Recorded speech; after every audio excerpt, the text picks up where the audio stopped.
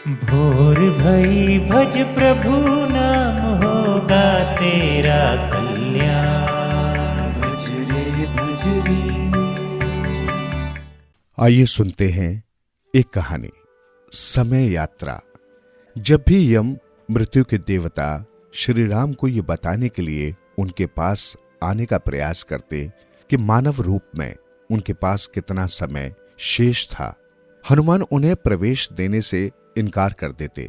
यम हनुमान की शक्ति और अमरता के वरदान से अवगत थे और उन्हें क्रोधित नहीं करना चाहते थे।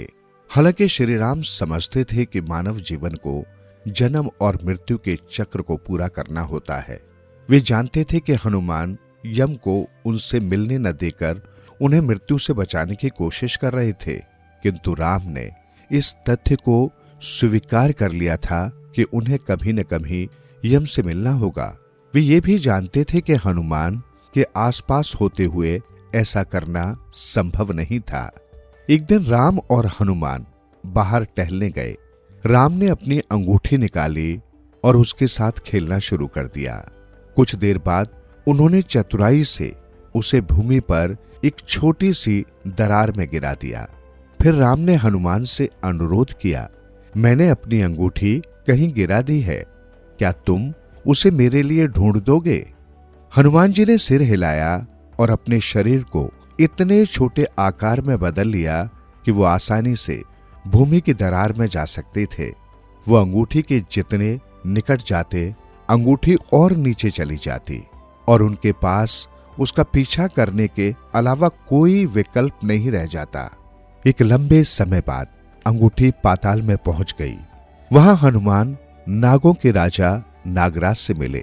हनुमान जी ने कहा, प्रभु राम की अंगूठी यहाँ कहीं गिर गई है, क्या आप कृपा करके मुझे वो अंगूठी लौटा देंगे? मुझे उन्हें वो लौटानी होगी। मेरे पास अंगूठियों से भरा एक कक्ष है, नागराज ने उत्तर दिया। पृथ्वी से जो कुछ भी गिरता है वहीं रखा जाता है। आप उस कक्ष में जाकर अपनी अंगूठी ढूंढ सकते हैं। हनुमान जी ने सहमति में सिर हिला दिया। जब उन्होंने कक्ष में प्रवेश किया तो वहां सैकड़ों अंगूठियां देखी। वे तब तक खोज करते रहे जब तक उन्हें वो अंगूठी नहीं मिल गई जिसकी उन्हें तलाश थी।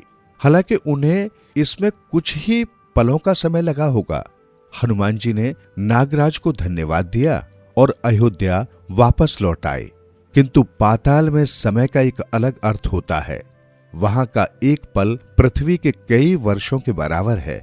जब तक हनुमान जी अयोध्या पहुंचे तब तक काफी समय बीत चुका था और राम अपने नश्वर शरीर को छोड़कर महानिर्वाण प्राप्त कर चुके थे। हनुमान जी ये सोचकर बेचैन हो गए कि वे राम को पृथ्वी छोड़कर जाते समय नहीं देख पाए थे।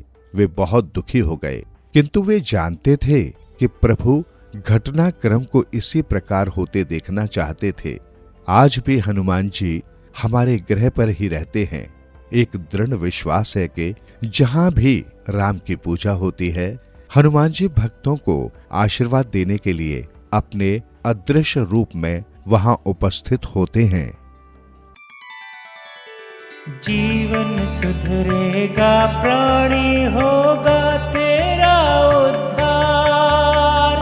मन के द्वार खुलेंगे, होगा जन जन का कल्याण। भज रे भज रे।